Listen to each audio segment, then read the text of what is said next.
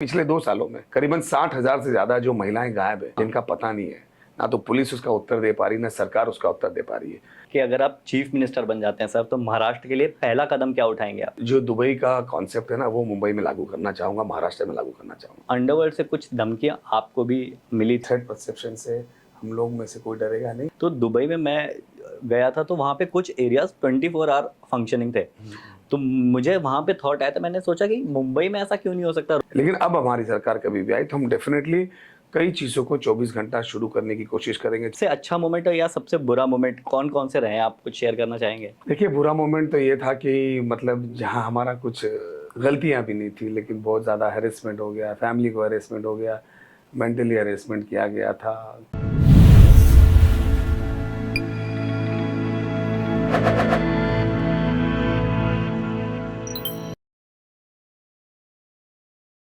So hello and welcome friends to the show शोबी hit.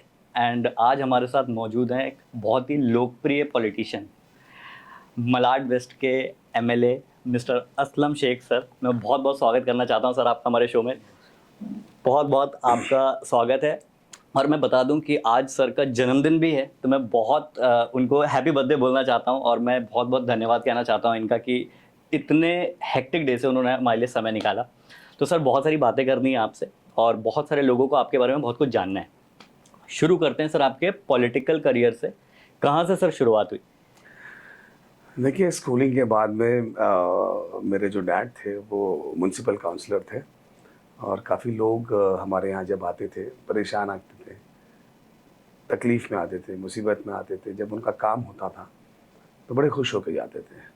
वो चीज़ें मुझे बड़ी अट्रैक्ट करती थी कि ये एक ऐसी फील्ड है जहाँ पे आप लोगों की मदद कर सकते हैं, लोगों के आंसू पूछ सकते हैं, लोगों को खुशियाँ दे सकते हैं।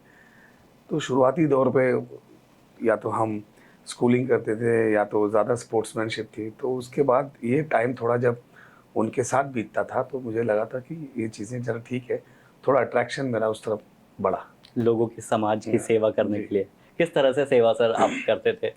नहीं, मेरे डैड थे तो उसमें कई लोग आते थे। जी। आपको पता होगा कि उस टाइम पे और आज भी जो है स्कूल्स के अंदर डोनेशंस लगते हैं, तो बच्चों को एडमिशन्स नहीं मिलता था। जी। तो काफ़ी परेशान हो जाते थे मेरे डैड कि ये गरीब बच्चे अगर पढ़ नहीं पाएंगे तो भविष्य कैसे अच्छा होगा। अरे वाह। तो उन्होंने स्कूल्स डेवलप करना शुरू किया महानगर पालिका की। उसके बाद फिर भी बच्चे आने लगे कि भाई उनको बीएमसी स्कूल नहीं चाहिए था, प्राइवेट चाहिए था। जी। तो फिर हमने खुद उन्होंने एक अपना स्कूल शुरू किया जहाँ फर्स्ट जो है नो डोनेशन का बोर्ड लगाया, और आज तक वहाँ पे बच्चे उसी लेवल पे कॉलेज तक पढ़ रहे हैं। तो ये सारी चीज़ें हैं एजुकेशन के मामले में। या कोई गरीब इंसान होता था जिसका राशन कार्ड नहीं बन पाता था, या उनके पासपोर्ट्स नहीं बन पाते थे, जी। घर के डॉक्यूमेंट्स नहीं बन पाते थे, तो उनको मदद हो जाती थी। जी। तो ये सारी चीज़ें से जब आते थे तकलीफ़ में उनका होता था, तो ये सारी चीज़ें जब होके जाते थे वो एक खुशी उनके चेहरे पे जो नज़र आती थी, वाह, वो चीज़ें जो हमें अट्रैक्ट करती थी। क्या बात है। अच्छा, उस दौरान आप एक तो ये अट्रैक्शन होगा कि हाँ, हम लोगों की मदद करें, और बीइंग अ बॉय जब आप छोटे होंगे उस उम्र में बहुत सारे स्पोर्ट्स में कभी मन लगता है, कभी गेम्स में मन लगता है। तो आपका किस में लगता था? पॉलिटिशियन आप बेसिकली ना होते तो क्या होते आप? नहीं, डेफिनेटली मैं अगर पॉलिटिशियन नहीं होता तो स्पोर्ट्समैन होता, क्योंकि मैं आज ओह! पॉलिटिशियन हूँ। तब भी पॉलिटिशियन जितना हूँ उतना स्पोर्ट्समैन भी हूँ।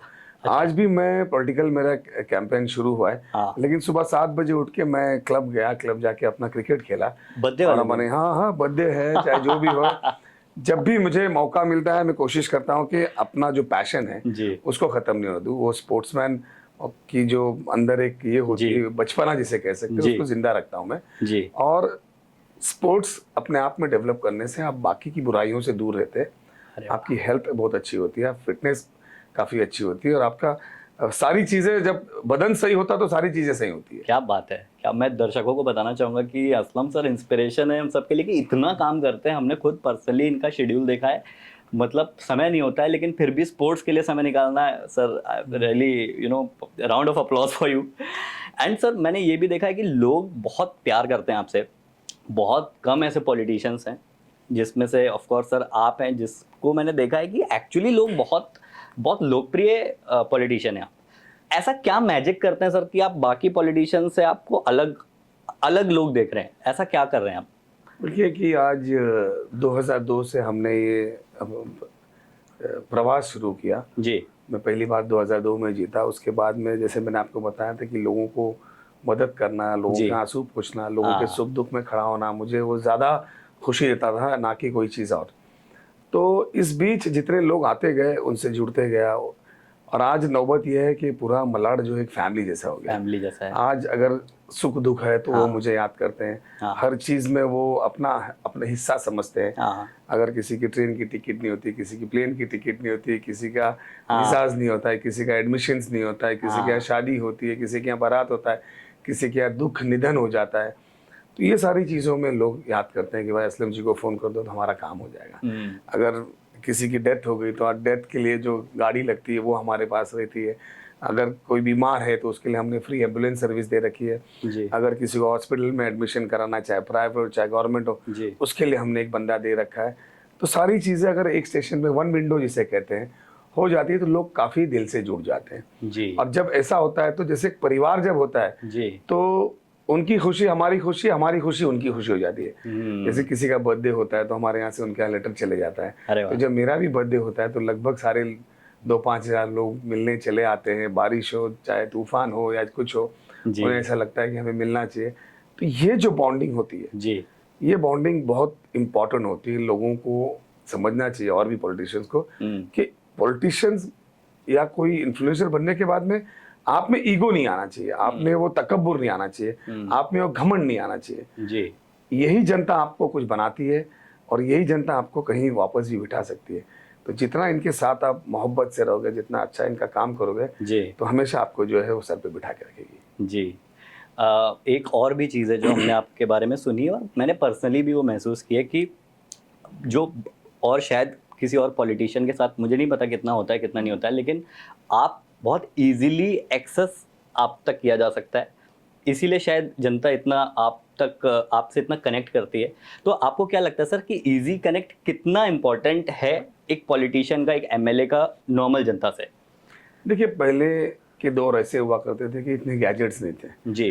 किसी आदमी को किसी आदमी से अगर मुलाकात करनी होती तो टेलीफोन से जरिए होता हाँ। करता पड़ता था, या ऑफिस में चले जाते थे। जी। आज दौर तरक्की का हुआ है। जी। लोग ईमेल पे आ जाते हैं, लोग आज फेसबुक पे आ जाते हैं, लोग आज जो है मोबाइल पे आ जाते हैं। हर आदमी जो है जी। वो थोड़ा सा बेवकूफ़ बना फिर रहा है। हाँ। हर आदमी 2 घंटा अपना मोबाइल पे देता है। हाँ। तो लोगों को मिलने के लिए जब मैं सेकंड टाइम जीता तो मैंने वो शुरू किया था कि आप हमें मेल कर दीजिए। अच्छा। अगर कोई भी सीनियर सिटीजन होगा तो हम उनके घर पे जाके उनका काम करेंगे। अरे वाह। हमने मशीन, जो टाइपिंग मशीन या लैपटॉप जिसे कहते हैं वो, और जी। छोटा प्रिंटर ले लिया जी। कि अगर कोई लेडीज़ है हाँ। उसको आने में दिक्कत है तो उसके घर पे जाके हमारा बंदा उनको जो भी मदद करना है वो कर देगा, सीनियर सिटीजन को कर देगा। और अगर आप देख सकते हैं कि लोगों ने एसएमएस कर दिया तो ऑफिस में ऐसे बंदे रखे हैं जो जाके उनकी सहायता कर सकते हैं या उनको रिप्लाई कर सकते जी। हैं। कनेक्टिविटी और एक्सेसिबिलिटी बड़ी ईजी हो गई है। हाँ। कुछ में मिलना ज़रूरी है, कुछ में नहीं मिलना ज़रूरी है। जी। अगर समझो किसी के बाहर, बिल्डिंग के बाहर कचरा पड़ा हुआ है और वो साफ नहीं हो रहा है, जी। तो उसको फिजिकली मुझे आके मिलने की जरूरत नहीं, वो एसएमएस और फोटो भेज देगा। हाँ। तो हम तुरंत उसको क्लीन करवा के जो है उसको फोटोज भेज सकते हैं। हमारा स्टाफ ये छोटी मोटी बातें कर लेता है। जी। तो कनेक्टिविटी इसलिए ज़रूरी भी है कि आदमी इसलिए हमें चुनता है कि जब उसका वक्त आए तो हम उसके लिए अवेलेबल रहे। वाह। तो मेरी पूरी कोशिश ये रहती है कि जब भी किसी का ऐसा वक्त आता है तो हम उसके पास रहें, उसके साथ रहें। जी। मैं नहीं हूँ तो मेरा स्टाफ रहे, नहीं तो मेरा कोई फैमिली मेम्बर उनके साथ रहे। जी। जी। आज आज आपकी जब मैं कभी होर्डिंग देखता हूँ तो मुझे लगता है कि हाँ, आज जो लोग जिस तरह से आपको देख रहे हैं कि हाँ दी असलम शेख हो गए, लेकिन पीछे की जर्नी शायद बहुत कम लोगों को पता होगी, या पता भी होगी तो उसकी डेप्थ, उसका इमोशन नहीं पता होगा, क्योंकि आप कॉरपोरेटर से फिर आपने एमएलए तक की जर्नी तय की, फिर आप एमएलए से आपने कैबिनेट मिनिस्टर तक की जर्नी तय की। हम उसके बारे में कुछ जानना चाहते हैं सर। देखिए, हमेशा जो खेती होती है वो हमेशा बाहर से देखो तो हरी नज़र आती है। हाँ। तो ये जो लंबा प्रोसेस का सफ़र होता है या लंबा जो आदमी टिकता है, उसके बहुत बड़ी सेक्रीफाइसेस भी होती है। जी। कई बार फैमिलीज को टाइम नहीं दे सकते हैं, कई बार रिश्तेदारों को टाइम नहीं दे सकते, कई बार दोस्तों को टाइम नहीं दे सकते। जी। दोस्तों की फंक्शंस हम मिस कर जाते हैं, फैमिलीज की फंक्शन हम मिस कर जाते हैं। कई बार ऐसा होता है कि जहाँ ज़रूरी है जाना लेकिन किसी वजह से जा नहीं सकते। तकलीफ़ें, दुश्वारियाँ ये सारी आती रहती है। जी। आप देखिए, किसी भी बड़े एक्टर को भी अगर आप ले लो हाँ। तो वो अगर बड़ा बनता भी है तो उसको कितने घंटे काम करना पड़ता होगा, आप सोचिए। बिल्कुल। मैंने शाहरुख खान का एक इंटरव्यू देखा था कि वो 16-16, 18-18 घंटे काम करता है, 4 घंटे सोता है। सही बात। या समझो कोई बड़ा बिजनेसमैन को भी अगर ले लो, जी तो उसने कितनी सेक्रीफाइसेस की होगी बिल्कुल। वहां तक पहुंचने। जब वो पहुंच जाता है तब तो ऐसा हाँ, लगता है जैसे हाँ। अभी टाटाज भी थे, जी तो अभी जिनके बारे में अभी श्रद्धांजलि आज पूरा देश दे रहा है, क्योंकि जी रिस्पेक्टफुल आदमी थे, जी। लेकिन कितना हम्बल थे, कितना डिवोशन था, हम्म कितना उन्होंने कंट्री के साइड किया था। हम्म। तो ये सारी चीजें जो है, हर चमकता हुआ हीरा के पीछे बहुत बड़ा एक ये भी होता है, सेक्रीफाइस होता है। तो मुझे ऐसा लगता है कि हर बड़ा आदमी जो बनता है हाँ। वो सेक्रीफाइसेस होने के बाद ही बनता है, कठिनाइयाँ को फेस करने के बाद ही बनता तो आपका उसमें बहुत इमोशन जुड़ा होगा, क्योंकि आप ऑफ कोर्स फैमिली को टाइम नहीं दे पाते होंगे, आपका सारा टाइम जनसेवा में जा रहा होगा। तो ऐसा कोई टाइम या कोई किस्सा आपको याद है कि नहीं यार, मतलब आंखें भर आए कि यार मतलब कुछ पाने के लिए कहते हैं ना, मुकम्मल जहाँ नहीं है। होता कहीं हाँ, जमी तो कहीं आसमान नहीं होता, कि यार आज। बहुत से ऐसे इंसिडेंट्स हैं जहाँ वक्त पे पहुंच नहीं पाया। जैसे जी हमारे बहुत ही करीब दोस्त थे, उनके डैड एक्सपायर हो गए थे, जी। और सिटी में रहने के बाद भी हम जो उसके फ्यूनरल पे पहुंच नहीं पाए, जिसके साथ ओ हमने कई साल इकट्ठा बिताए, आज भी बिता रहे हैं। कई बार हमारा, समझो हमारा बेटा हो या बेटी हो, उनका बर्थडे सेलिब्रेशन है और हम कह रहे हैं कि हम खाने पे पहुंच पाएंगे, लेकिन खत्म हाँ होने के बाद वो जब घर पहुंचे तब पहुंच पाए। जी कई बार ऐसा हुआ कि हमारे सेलिब्रेशन करते करते सुबह जी हो गई लेकिन हम पहुंच नहीं पाए। तो ऐसे बहुत सारे ऐसे इंसिडेंट्स हो जी। जाते हैं जो मुश्किल हो जाता है बताना और बयान करना। बिल्कुल बिल्कुल। मुझे लगता है जब परिवार 5 लोगों से हाँ, बढ़ के हज़ारों करोड़ों लोगों का हो जाता है, तो सबको ही आपको समय देना, और 24 घंटे का ही वक्त है। यस। लेकिन बहुत अच्छा सर काम कर रहे हैं, और मैं भी बहुत प्राउड फील करता हूँ कि मैं भी, सर मैं आपको बिल्कुल अपने दिल की एक बात बताऊँ कि मैं भी मलाड वेस्ट में इसलिए रहता हूँ, one of the safest and one of the, मतलब एक अच्छा, एक होता है ना कि एक सुकून मिलता है यहाँ पे, सेफ है। इसीलिए मैं फैमिली को यहीं पे रखा हुआ है मैंने, कि हम फैमिली फैमिली वाली जगह है प्रॉपर। तो उसके लिए तो मैं आपको थैंक यू बोलना चाहता हूँ। एंड अब पता नहीं कितने लोगों को मिर्चौकी वाले पुल के बारे में पता है कि नहीं, but I want to tell something about it, कि पहले बहुत वहाँ पे जाम लगता था मतलब हम लोग तो पंचेस मारते थे बीइंग कॉमेडी राइटर, कि यार 10 साल से अगर बॉम्बे में है तो 8 साल हम मिर्चौकी पे खड़े रहे हैं ठीक है। बट वो जो पुल बना है, एंड मैंने आपको कम से कम 4-5 स्टोरीज में टैग किया, मैंने कहा थैंक यू असलम सर, ये बहुत ज़रूरी था कि हम मिर्चौकी से अब सीधा क्रॉस कर जाते हैं।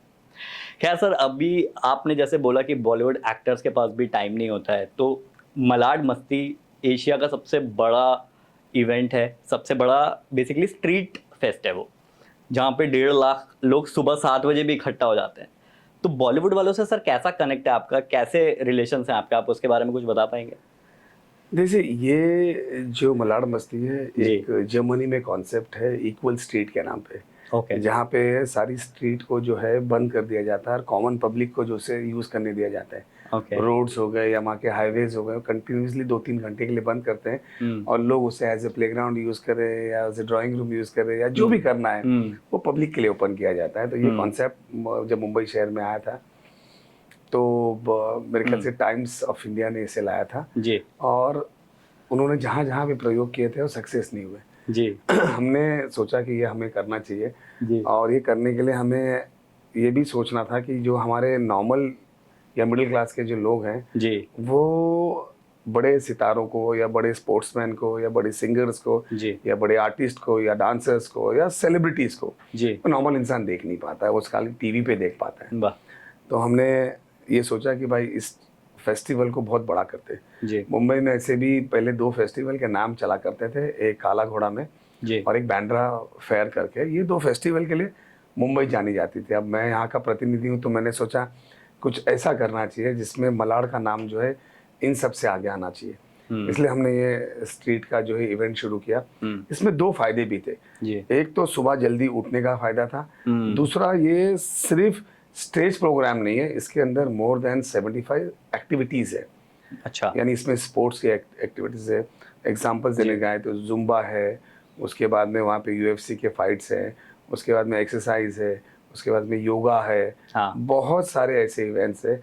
फुटबॉल है, बैडमिंटन है, स्केटिंग है, बहुत ड्राइंग है, कॉन्गो का है। हाँ हाँ ऐसे करके हमने कई, हर एज, यानी हाँ 4 साल के बच्चे से लेके हाँ 80 साल का अगर कोई सीनियर भी आएगा, उनके लिए एक्टिविटीज़ रखी ताकि वो टीवी से दूर हो जाए, ये और सारी चीज़ से दूर हो जाए।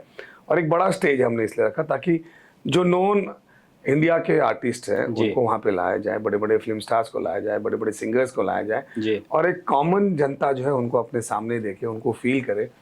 तो ये एक सोच थी, और इस सोच को सक्सेस मिली, आप सब जानते हैं। और ये सब जी। इसलिए हुआ क्योंकि ये जो मेरा कॉन्स्टिट्यूंसी है इसमें शूटिंग्स बहुत होती है। आप देखा होगा कि मड से मड आइलैंड तक, मड आइलैंड से लेके मारवे तक का ये पूरा जी। शूटिंग जोन है। हाँ। तो जब यहाँ पे शूटिंग्स होती है तो डेफिनेटली बहुत से आर्टिस्ट को, बहुत से प्रोड्यूसर्स को हमने मदद की शूटिंग करने जी। में। तो जब ऐसे हम मदद करते हैं तो वो भी हमारे लिए खड़े होने के लिए तैयार हो जाते हैं। बिल्कुल, बिल्कुल। हमने भी उनसे कहा कि भाई ऐसे इवेंट है, आप लोग नहीं आएंगे तो हम तो कर नहीं पाएंगे, हाँ। इतना बड़ा खर्चा, इतना बड़ा पैसे तो हमारे पास है ही नहीं, हाँ। लेकिन ये आप करोगे तो छोटा सा आपका रिटर्न गिफ्ट होगा इस सिटी के लिए, इन वाह! बच्चों के लिए, यहाँ के लोगों के लिए जो गरीब लोग आपको देख नहीं पाते। और आपका भी एक अच्छा होगा कि आप जल्दी उठ जाओगे सवेरे, वरना जो आर्टिस्ट वगैरह होते हैं जल्दी सवेरे उठते नहीं है। हाँ। ये 7 बजे का इवेंट होता है। तो इस तरीके से दोनों क्या हाथ बात से है। हाथ मिला के हमने इस इवेंट को शुरू किया, और मेरे ख्याल से आज इस इंडिया का सबसे बड़ा स्ट्रीट इवेंट हुआ है ये। बहुत ही अच्छा इवेंट है। मैं खुद इस इवेंट का एक बार मैंने अटेंड किया था, एंड मैंने खुद भी बहुत काफ़ी मुझे खूबसूरत एक इवेंट लगा था, बहुत खूबसूरत प्रयास लगा था कि हाँ ऐसा होना चाहिए। आई थिंक क्योंकि अक्षय कुमार सर के अलावा मुझे लगता नहीं इंडस्ट्री में कोई सुबह सुबह उठता होगा, तो आप ही हैं सर जो सबको सुबह सुबह उठा के खड़ा कर देते हैं कि भाई फिटनेस नाम की भी चीज़ होती है। सर, ये जानना है इस वक्त आपके मेजर टॉपिक्स क्या हैं जिस पे आप काम कर रहे हैं, सबसे मेजर मुद्दे क्या चल रहे हैं इस वक्त? देखिए, पिछले टर्म में जब मैंने अपना मैनिफेस्टो दिया था तब 4-5 जो बड़े मुद्दे थे उनको सामने रखा था।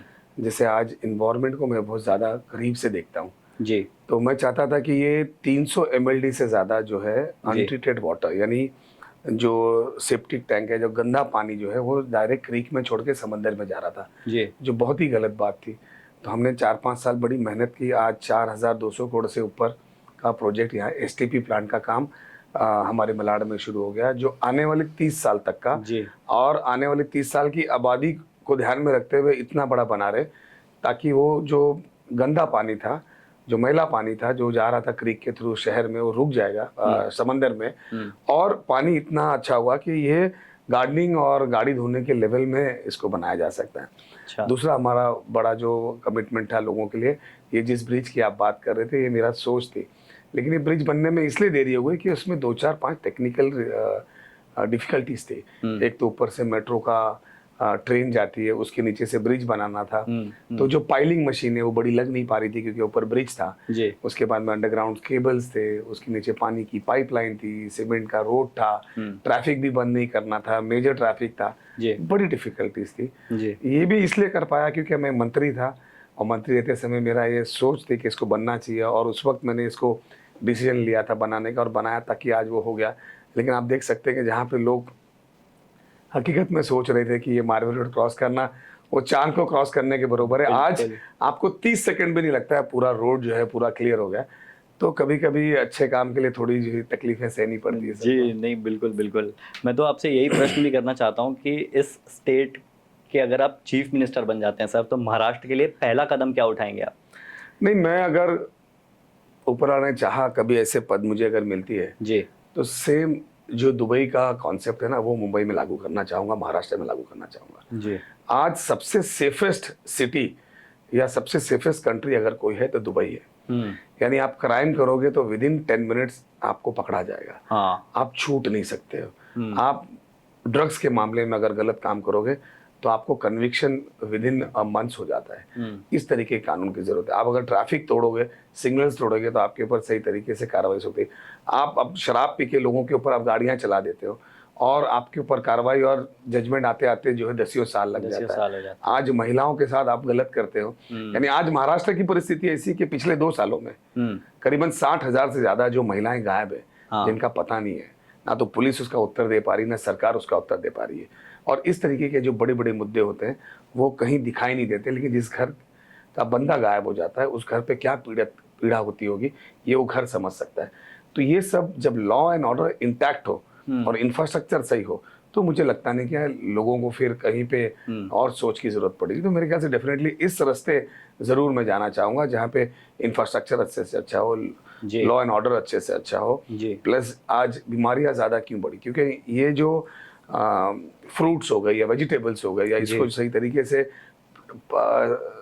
पकने नहीं देते हैं, उससे पहले जो केमिकल्स डाल के उसको पका दिया जाता है। उसके अंदर समझो केला पकने में 3 दिन जाता है, लेकिन उसके अंदर रात को ऐसा केमिकल डालते हैं कि सुबह तक का एकदम पक के पीला, जिससे कैंसर्स होते हैं। ये अच्छा। छोटी सी चीज लगती है, लेकिन ये आगे चल के जो है आप देख सकते हैं कि किस लेवल पे कैंसर जो बड़ा छोटी जो अडल्ट्रेशन में आप दूध में देखो किस तरीके से कर रहे हैं, ये लगता छोटा है लेकिन आखिर इसकी बहुत बुरी होती है। तो ये सब चीज कंट्रोल लाने के लिए उस तरीके के कानून होना हमारे देश में बहुत जरूरी है। जी, जैसे आपने दुबई का नाम लिया, तो दुबई में मैं गया था, तो वहाँ पे कुछ एरियाज 24 आवर फंक्शनिंग थे। तो मुझे वहाँ पे थॉट आया, तो मैंने सोचा कि मुंबई में ऐसा क्यों नहीं हो सकता, रोजगार भी बढ़ जाएगा, रात में जो क्राइम कुछ हद तक होते भी होंगे वो भी घट जाएंगे क्योंकि वो फंक्शनल। तो इस ये कैसे पॉसिबल हो सकता है, क्या कुछ इस पे सोचते विचारते हैं आप लोग, या कैसे दुबई से अगर हम कंपेयर करें तो? नहीं, मैं आपको ये बताना चाहूँगा कि हमारी ये सोच थी जब हमारी सरकार थी, हाँ। तो हमने सोचा था कि 24 घंटा जो है ना, हाँ। वो रिवॉल्विंग सिस्टम हम मॉल्स में या हाँ। एंटरटेनमेंट जगह पे होना चाहिए, क्योंकि मुंबई एक कमर्शियल सिटी है। Commercial city. लोग यहाँ पे बिजनेस के हेतु से आते हैं, जी। अक्रॉस द वर्ल्ड आते हैं, और उनको शाम को खाना खाने के बाद में कुछ एंटरटेनमेंट्स होना चाहिए, कुछ जोन ऐसे होना चाहिए जहाँ पे वो जाके अपना टाइम बिता सके, और उस राह पे हम आगे भी थे, क्योंकि 3 शिफ्ट में अगर काम करेंगे तो 3 लोगों को काम मिलेगा जहाँ 1 लोगों को काम मिलता है। बिल्कुल। उसमें जो है रेवेन्यू भी जनरेट होगा, डबल इस तरीके एम्प्लॉयमेंट। के सोचा ही था हमने। लेकिन हाँ। कुछ लोग की मानसिकता ऐसी है कि वो इसको जो है गलत समझते हैं, लेकिन वही जो लोग इसको गलत कहते हैं वही दुबई जैसी जगह जाके जो है ना अपना पैसा और अपना एंटरटेनमेंट करके आते हैं। लेकिन अब हमारी सरकार कभी भी आई तो हम डेफिनेटली कई चीज़ों को 24 घंटा शुरू करने की कोशिश करेंगे, चाहे वो रेस्टोरेंट्स हो, चाहे वो एंटरटेनमेंट जोन्स हो, चाहे वो फिटनेस के जोन्स हो, जैसे बॉलिंग एली हो गया, या जहाँ पे ये सारी चीज़ें लोग अपना एंटरटेनमेंट कर सके, खेल सके, कूद सके, वो सारी चीज़ें हम गेम जोन जिसको कहना चाहता हूँ मैं, वो सारी चीज़ें हम शुरू कर सके। हॉर्स राइडिंग के जोन हम पूरी रात को शुरू कर सके। बहुत सी ऐसी कंट्रीज में बहुत सारी ऐसी चीज़ें हैं जहाँ टाइम की कोई बंदिश नहीं है, आप अपना टाइम निकाल सकते हो। ये सारी चीज़ें एंटरटेनमेंट जोन ज़्यादा से ज़्यादा हम बना सकें। जी, बट सर जेन्युइनली स्पीकिंग, मैं पहले ऐसे पॉलिटिशियन से मिल रहा हूँ जो स्पोर्ट्स को लेके इतना पैशनेट है। I really like it sir कि आप मतलब फिटनेस और स्पोर्ट्स को लेके आप इतना सोच रहे हैं। कि मैंने कैफे भी बोला तो जिम बनना चाहिए। अब सर जैसे इलेक्शंस आ रहे हैं, इलेक्शन अगर आप जीतते हैं तो सबसे पहला काम क्या करने वाले हैं आप? नहीं, डेफिनेटली जो काम अभी एकदम एज पे, जैसे अभी हमारे 2 ब्रिज एकदम जो है वो जैन से शुरू होना चाहिए था जी, उसको हम जो है पूरा करेंगे जी। प्लस यहाँ पे डिग्री कॉलेजेस लाएंगे हम यहाँ पे ऐसे एंटरटेनमेंट स्किल डेवलपमेंट की बड़ी ये लाएंगे, कॉम्प्लेक्सेस लाएंगे जी, जहाँ पे आजकल बच्चे पढ़ तो लेते हैं लेकिन उनको नौकरियाँ नहीं मिलती है। जी। तो स्किल के लिए हम क्या बेस्ट कर सकते हैं, जो बच्चे या बच्चियाँ पढ़ के निकले तो उनके हाथों में हुनर हो, ताकि वो यहाँ से निकले तो अपना रोजी रोजगार के ऊपर किसी पे डिपेंड ना रहे। ऐसे करेंगे, और एजुकेशन का इंफ्रास्ट्रक्चर और किस तरीके से हम बेटर कर सकते हैं उस चीज़ पे ज़्यादा फोकस करेंगे। सर आपको ऑफ कोर्स बहुत सारे लोग प्यार करते हैं, तो एक मेरे मन में एक ऐसा सवाल आ रहा था कि आज से कई साल बाद, जब 100 साल बाद कोई नहीं होगा हम में से, लेकिन नाम कुछ ऐसी चीज़ होती है जो रह जाती है, तो अगर द असलम शेख किसी के जहन में आए तो क्या वर्ड हो जो उसके आपके नाम के बाद वो जोड़े? नहीं, देखिए, अगर आप पूरी दुनिया में अगर देखने जाएं जी, तो ऐसे काम ना सिर्फ 3-4 चीज़ों में आपको नाम दिखाई देंगे कि आदमी चले जाता है, लोग जो हैं जी, वो आशीर्वाद हमेशा देते रहेंगे, सालों साल, हज़ारों साल। जी, आप अच्छे से अच्छे हॉस्पिटल्स बना दीजिए, आप अच्छे से अच्छे मेडिकल एजुकेशनल इंस्टीट्यूट्स बना दीजिए, आप अच्छे अच्छे स्पोर्ट्स कॉम्प्लेक्सेस बना दीजिए। तो ये सारी चीज़ें अगर हो जाएगी तो कई सालों तक का लोग उसको यूज़ करेंगे और आपको हमेशा याद करते रहेंगे। तो ये सारी चीज़ों के राह पे मैं निकला हूँ। आज भी इस मुंबई शहर का सबसे बड़ा महानगर पालिका का स्कूल मेरी कॉन्स्टिट्यूंसी में है, तो डेफिनेटली उसके लिए लोग मुझे याद करेंगे। एक बहुत बड़ा स्पोर्ट्स कॉम्प्लेक्स बनाऊंगा जहाँ साधारण मिडिल क्लास का आदमी, गरीब आदमी भी जाके उसको जो है एंजॉय कर सके। एक वो है, एक dialysis centre, old age home ऐसा होना चाहिए जहाँ पे लोग सड़क पे ना रहें। कई जगह ओल्ड एज होम जो मिडिल क्लास और अपर क्लास के भी होना चाहिए कि लोगों के पास पैसे तो है लेकिन घर में माँ बाप अकेले पड़े रहते हैं, तो उस लेवल का भी हो ताकि वहाँ अपना एंटरटेनमेंट और वो हो सके उनके साथ में। बहुत सारी चीज़ें जो समाज के आगे बढ़ते हुए को ध्यान में रखते बनाने की ज़रूरत है। जी, पॉलिटिक्स की दुनिया में सर आप बहुत लोगों के आइडियल हैं। हम जानना चाहते हैं आपका कोई आइडियल है? देखिए, आज अगर हम देखें जी, तो पॉलिटिक्स में और पॉलिटिशियन उस लेवल के रह नहीं गए लोग कोई, कि जी, जिसको हम अपना माने। एक ज़माना ऐसा भी था कि अगर एक रेल का एक्सीडेंट हो जाता था, जी, तो जो रेलवे मिनिस्टर है वो अपना राजीनामा दूसरे दिन खुद दिया करता था। इस्तीफ़ा देते थे। आज तो हर महीने में रेलवे एक्सीडेंट होते हैं, हज़ारों लोग मरते हैं, कोई हुँ, रिस्पॉन्सिबिलिटी नहीं लेता है। आज एविएशन की हालत इतनी ख़राब हो गई, हमारी जो एक ज़माने में नंबर 1 अक्रॉस द वर्ल्ड हुआ करता था, उस हुँ, एयरलाइन को तबाह कर दिए, कोई जवाब नहीं होता है। तो मुझे ऐसा लगता है कि जो रास्ता जी, आज़ादी से पहले जी, लोगों ने हमें दिखाया, चाहे वो महात्मा गांधी जी हो, जी, चाहे वो सरदार वल्लभ भाई पटेल हो, हुँ, चाहे जवाहरलाल नेहरू हो, जी, मौलाना अबुल कलाम आज़ाद हो, जी, भगत सिंह जी हो, ये लोग थे जिन्होंने राजनीति जो है अपनी जीवन के लिए नहीं की। इन्होंने अपनी हुँ, कई-कई साल जवानी के जेलों में बिताए, मार खाए और क्या नहीं किया इस देश को आज़ाद करने के लिए। हुँ, शहादतें दी, घर की घर के लोगों की बलिदान दिया, खुद भी बलि पे चढ़ गए। तो ये सारे ही आइडल हो सकते हैं, बाकी मुझे लगता नहीं कि कि करंट किसी सिनेरियो का में ऐसा और कोई तुल या मेल लाइन से हो सकती है। जी, तो अच्छा अगर कोई आज के दौर में जनसेवा तो एक रास्ता है, लेकिन आप क्योंकि बहुत लोगों के आइडियल है, कोई पॉलिटिशियन अगर बनना चाहे अपनी लाइफ में, आप उसको क्या टिप देंगे कि किस तरह से क्योंकि जनसेवा तो शायद हर कोई कर रहा है, लेकिन हर चीज़ का मुझे लगता है एक तरीका है, कहीं भी पहुँचने के लिए। तो आप क्या टिप्स देना चाहेंगे हमारी युवा पीढ़ी को? क्योंकि यूथ बहुत इम्पोर्टेंट है, अगर वो पॉलिटिक्स जॉइन करेगा तो आप क्या चाहते हैं कि कौन? नहीं, सबसे पहले तो पॉलिटिक्स में आने से पहले जी, हर आदमी अपने लिए जीता है। जी, तो आप पहले थोड़ा-सा दूसरों के लिए जीना सीखो। वाह! आप अगर रेलवे प्लेटफ़ॉर्म पे हो, हुँ, कोई बूढ़ा आदमी खड़ा है, उसके लिए टिकट निकाल दो। जी, कोई एड्रेस पूछ रहा है, उसको एड्रेस बता दो। जी, किसी का फॉर्म भरना है उसको, ये छोटी-छोटी चीज़ें हैं। जी, लेकिन शुरुआती दौर पे आप इस तरीके के छोटे-छोटे काम करेंगे तो आपकी दिलचस्पी बढ़ेगी। उनकी जब दुआएँ आपको मिलेगी, हुँ, उनका जो प्यार आपको मिलेगा और बहुत सारे रास्ते खुलेंगे। हाँ, जब आपकी ताकत बढ़ेगी तो और लोगों की मदद कर पाओगे। हुँ, आप और ताकत बढ़ेगी तो आप कई डायलिसिस इंस्टीट्यूट खोल सकते हैं, आप हुँ, कई कैंसर पेशेंट्स के लिए जो है मदद कर सकते हैं। कई जो इंस्टीट्यूट जहाँ लोग आजकल के बच्चे ड्रग एडिक्ट हो जाते हैं, उनके लिए जो है वो रिहैब सेंटर खोल सकते हो।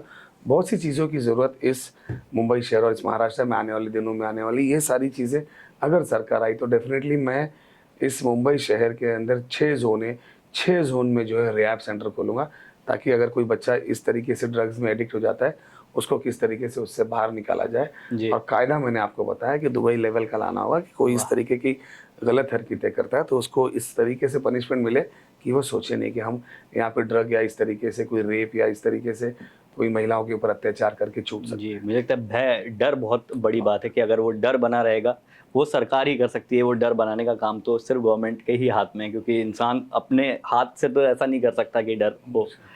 आपकी सर पॉलिटिकल लाइफ़ में कोई ऐसा सबसे अच्छा मोमेंट या सबसे बुरा मोमेंट कौन-कौन से रहे हैं? आप कुछ शेयर करना चाहेंगे? देखिए, बुरा मोमेंट तो ये था कि मतलब जहाँ हमारा कुछ गलतियाँ भी नहीं थी, लेकिन बहुत ज़्यादा हैरेसमेंट हो गया, फैमिली को हैरेसमेंट हो गया, मेंटली हैरेसमेंट किया गया था। कई बार जो है परेशानियाँ आई हैं। थोड़ा बता वो सकते हैं सर एक इसके बारे में? होता है, पॉलिटिकल होता है अच्छा, बेसिकली। ओके। और खुशी तो उस वक़्त होती है कि भाई जी, हमने शुरुआत की, छोटे नाली गटर साफ़ करते-करते कॉर्पोरेटर बने, 1 से 2 बार बने, फिर विधायक बने और लास्ट में कैबिनेट मंत्री बने। कैबिनेट मंत्री बनने के बाद में जो हमारी सोच थी, जो इस मुंबई शहर के लिए कुछ करना चाहते थे, जी, मैं एक वाहिद मिनिस्टर था, जो शायद कोविड सेंटर के अंदर ऐसी आपातकालीन परिस्थिति मेरे ख़्याल से जनरेशन टू जनरेशन देखने मिलती है। अच्छा। 50-100 साल के बाद में ऐसा कुछ होता है जहाँ पे इतना बड़ा वर्ल्ड वाइड कुछ कोविड जैसा या कोई ऐसी प्रॉब्लम आती है। उस वक़्त जो है सही तरीके से ऊपर वाले ने मुझसे काम लिया। मैं था जो कोविड में काम करने वाले जो लोग थे, हुँ, उनके साथ खड़ा रहा। मैं था हुँ, जो कोविड सेंटर के अंदर तक का गया, ताकि हमारे जो डॉक्टर्स हैं, नर्सेज़ हैं या जो काम करने लगे, उनको ये नहीं लगे कि भाई वो दौर तो ऐसा था कि बाप बेटे के साथ नहीं था, माँ बेटी के साथ नहीं थी, एक-दूसरे से दूर हो जाते थे। हुँ, ऐसे वक़्त में लोगों की सेवा कर पाए, जो भूखे थे उनको खाना खिलाने का काम सरकार की तरफ से किया। 1.5 लाख से ज़्यादा मज़दूर इस मुंबई शहर में रहते हैं। महीनों उनको जो है सरकार की तरफ से खाना दिया गया। एक दिन कोई आदमी भूखा मर गया इस तरीके से मुंबई में कोई बात नहीं हुई। तो मेरे ख़्याल से ये सारी चीज़ें जो मुझे हाँ, खुशी क्योंकि देती है और हाँ, मुझे ऐसा लगता है कि कुछ अच्छा काम मुझसे ऊपर वाले ने लिया है। मुंबई में तो मुझे लगता है सबसे सबसे ईज़िली किसी शहर ने हैंडल किया था तो मुंबई था। मैं भी उस वक्त मुंबई में था और मैं किससे सुन रहा था, नॉर्थ साइड में सबसे ज़्यादा हो रहा था, लेकिन मुंबई में मुझे लगता है कि बहुत हद तक हैंडल किया गया। हमारी गवर्नमेंट को बेसिकली जो है ना वो खाली आईसीएमआर नहीं, डब्ल्यूएचओ ने भी अप्रिशिएट किया। अच्छा। वर्ल्ड की जो बड़ी हेल्थ ऑर्गेनाइजेशन है जी। उन्होंने किया, हमारे इंडिया की जो सबसे बड़ी ऑर्गेनाइजेशन है उन्होंने किया कि बहुत ही अच्छे तरीके से जो है महाराष्ट्र और मुंबई ने ये कोविड को हैंडल किया। हम्म। हमने हज़ारों लाखों लोगों को यहाँ से उनके वतन भेजा और उनको बाकायदा रास्ते में खाने का सामान दे के भेजा। जो जिस राज्य के थे उस राज्य के मुख्यमंत्री ने उनको बाहर रखा और उनके ऊपर पानी भराने का काम किया। अच्छा। लेकिन बहुत ज़्यादा चेंजेस जो है पिछले इन 5-10 सालों के अंदर इस देश में दिखाई दिया। मीडिया जो देश का चौथा स्तंभ है वो कहीं ना कहीं डगमगाता हुआ आज नजर आ रहा है। जी सर, आपने जैसे बड़ी अच्छी आपने आलोचना की जो बात की, उससे मेरे मन में एक सवाल उठा कि बीइंग पॉलिटिशियन आप जब अच्छा काम करते हैं तो लोगों का प्यार भी मिलता है, लोग सर पे भी चढ़ाते हैं, और कभी अगर कोई गलती हो जाए तो वही जनता ताने भी मार देती है। सर वो क्रिटिसिज्म को कैसे हैंडल आप करते हैं? देखिए अभी चुनाव चल रहा है, कई जी। लोग आलोचना कर रहे हैं, अगर उसमें हकीकत में कोई काम में देरी हो गई, गलती हो गई तो उसको एक्सेप्ट करना चाहिए। जी। लेकिन कुछ लोग जो है यूं ही बदनाम कर रहे हैं, उनका जवाब मैं नहीं देता हूँ। मैं जी। खाली इंतज़ार करता हूँ कि 20 तारीख आए, 23 तारीख को वो खुद सोचेंगे कि मैं किस आदमी पे इल्ज़ाम लगा रहा था और लोगों ने वाह। उनको जवाब दे दिया। तो कभी कभी चुप बैठने में भी जो है वो बहुत समझदारी होती है। कई लोगों ने जो है अमिताभ बच्चन के ऊपर कई बार स्टोरीज की, आलोचना किया, बुरा कहा, लेकिन मैंने उनको कभी नहीं देखा कि वो किसी के खिलाफ बहुत कुछ ज़्यादा बोल दिया या एग्रेसिव कुछ बोल दिया। वो अपना काम करते रहे और अपना नाम बनाते रहे और आज भी एक आइडल बन के बैठे हुए। तो मैं कहीं कहीं उसको फॉलो करता हूँ कि कोई हमें कितनी भी आलोचना करे, गलत है तो उसको सुधारने की कोशिश करता हूँ और गलत नहीं तो उसको सही टाइम पे सही जवाब दे भी देता हूँ। सर आपने जैसे बताया सिक्योरिटी की हम लोग इतनी बातें कर रहे थे, मैंने ऐसा सुना था, इनफैक्ट एक आर्टिकल पढ़ा था कि अंडरवर्ल्ड से कुछ धमकियां आपको भी मिली थी, तो सर उसके बारे में आप जिक्र करना चाहेंगे? नहीं, डेफिनेटली देखिए, जब आप समाज में काम करते हैं तो बहुत से लोगों को तकलीफ भी होती है। जी। जैसे ड्रग्स के मामले में हमने बहुत कड़क कार्रवाई की मांग की थी, क्योंकि आज पूरे मुंबई शहर के अंदर पिछले 5 सालों के अंदर जो है ड्रग्स बहुत ही बुरी तरह से फैल चुका है। जी। लगभग लगभग मुंबई शहर के सारे विधायकों ने एक होके हर सदन में आवाज़ उठाने की कोशिश की है। तो उसमें डेफिनेटली कुछ ऐसे लोग होंगे जो समाज के एंटी सोशल एलिमेंट्स, उनको दुख होता होगा, या कुछ लोग ऐसे गलत धंधे करते हैं, गलत कारोबार करते हैं जिनको हम बंद कराने की कोशिश करते हैं। जी। तो ऐसे लोग कुछ अपना हथकंडा यूज़ करते होंगे, थ्रेट करते हैं, अंडरवर्ल्ड से फ़ोन कराते हैं, इससे उससे फ़ोन कराते हैं। लेकिन अगर हम ऐसे लोगों से डरने लगे तो फिर समाज का जो सर्वसाधारण आदमी है वो किसको अपना आइडल समझेगा, वो किसको अपना कहाँ भरोसा जाके अपना करेगा। दुख कहाँ उनको ये बताएगा? दिखाना है कि मैं उनका नेता, उनकी पुलिस, उनके लोग जो हैं वो उनके साथ में। इस तरीके से थ्रेट परसेप्शन से हम लोग में से कोई डरेगा नहीं और ऐसे लोगों के ऊपर कार्रवाई की जो मांग करते हैं, कार्रवाई भी कराएंगे, जेल में भी डालेंगे और ये गलत काम बंद भी कराएंगे। अरे वाह। तो सर जैसे एक्सेस की हम बात कर रहे थे, तो आप सर अपने लेवल पे 24 घंटा अवेलेबल रहते हैं कॉमन जनता के लिए? देखिए 24 घंटा तो कोई भी इस दुनिया में अवेलेबल नहीं होता। आदमी जब सोता है तो उस वक्त जो है वो कोई अवेलेबल नहीं रहता, लेकिन कोशिश ये होती है जी। कि जब भी हो सके, जब हाँ। भी माध्यम पता चले, जैसे कभी कोई बहुत बड़ी इंसिडेंट हो जाती है रात के समझो 2 बजे, मेरा फ़ोन नहीं लगा, हाँ। तो कहीं ना कहीं आदमी हमारे ड्राइवर को या बॉडीगार्ड को या बिल्डिंग में पहुंच जाते हैं, सोसाइटी में पहुंच जाते हैं और उठा भी देते हैं। तो हम लोग उस टाइम पे रिएक्ट भी करते हैं। कोशिश ये रहती है कि जब तक हम एक्टिव हैं तब तक हम इंस्टेंट काम करें, इंस्टेंट लोगों की मदद करें। वाह। और ऐसे सब हालात में जो है कभी कभी होता है कि कुछ रात को इंसिडेंट हो गया, तो कुछ मर्डर हो गया या कुछ बड़ा इंसिडेंट हो गया और नेक्स्ट डे ही पता चलता है, तो नेक्स्ट डे उठने के बाद ही उस पर कार्रवाई होती बिल्कुल है या कुछ बिल्कुल, होता है। एज सुन एज लेकिन पॉसिबल। कोशिश करते हैं कि जितनी जल्दी हो सके उतनी जल्दी जी। उसके ऊपर कार्रवाई नहीं नहीं, की बिल्कुल बिल्कुल, सोते वक्त तो ऑफ कोर्स जाए। आप ह्यूमन है लेकिन जितनी जल्दी आपको पता चलता है आप उस पे एक्शन 6 लेते हैं। घंटा तो डेफिनेटली मैं सोता हूँ, नहीं उसमें नहीं कोई सर, कॉम्प्रोमाइज़ नहीं मैंने करता हूँ। मैं समझ गया आप फिटनेस अच्छा फ्रीक है। अच्छा हेल्दी इंसान को मिनिमम 6 to 7 आवर्स इसको सोना चाहिए, जी। तो नेक्स्ट डे वो अच्छा से काम कर सकता है। और जो लोग ये बोलते हैं कि नहीं हम तो भाई सिर्फ 4 घंटा 3 घंटा सोते हैं, तो मुझे तो लगता है वो फिर मिरेकल मैन होते हैं, वो नॉर्मल ह्यूमन बीइंग में उनको कंसिडर नहीं करता। अरे वाह जी। नहीं सर, हम खुद भी देख रहे हैं कि आप काफ़ी अच्छा काम कर रहे हैं, और मैं तो यही दर्शकों को कहना चाहता हूँ कि असलम सर जैसे एक पॉलिटिशियंस अगर और भी हमारे देश में हो गए तो मुझे लगता है हमारा इंडिया वाकई में दुबई बनते उसको टाइम नहीं लगेगा। मैं सर आपसे दरख्वास्त करना चाहता हूँ कि आप हमारे दर्शकों को क्या कहना चाहते हैं। आप तो वैसे भी आप मलाड की जनता से इतनी बात करते हैं, लेकिन शायद आपको इस वक्त बहुत ऐसी जगह पे सुना जा रहा है, तो मैं चाहता हूँ कि आप हमारे दर्शकों को कुछ एक संदेश दें। नहीं, दर्शकों से तो यही कहना चाहता हूँ कि दुबई का जो लॉ एंड ऑर्डर का मॉडल है वो मैं इस देश में लाना चाहता हूँ। बाकी हमारा देश जो है दुबई से 10 गुना नहीं 1000 गुना बड़ा भी है, खूबसूरत भी है और रिसोर्सेज में भी बहुत आगे है। हमारे लोगों ने थोड़ी सी उसकी अहमियत समझनी चाहिए और यहाँ के लोग जब वहाँ जाते हैं किस तरीके से बर्ताव करते हैं, जब इस देश में है तो उसने सेम प्रोसेस हमारे यहाँ भी करना चाहिए। कचरा कहाँ फेंकना चाहिए, गाड़ी सही तरीके से चलानी चाहिए, फुटपाथ पे चलना चाहिए, थोड़ी सी रिस्पॉन्सिबिलिटी लेनी चाहिए कि किस तरीके से हम हमारे शहर को अच्छा कर सके। वहाँ जाते हैं तो एकदम सही रहते हैं, यहाँ आते हैं तो उनको क्या हो जाता है, ये अगर वो सोचने शुरू कर दें तो मुझे लगता है कि दुबई वाले ये सोचेंगे कि हमें जो है वो इंडियंस की तरह जो बिहेव करना चाहिए।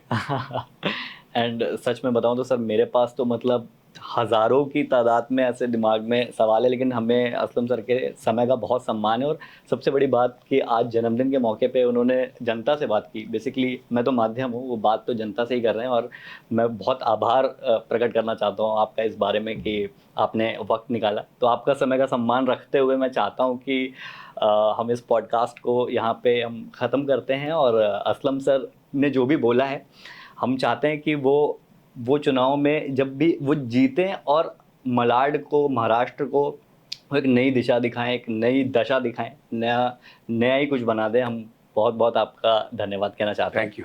Thank you so much.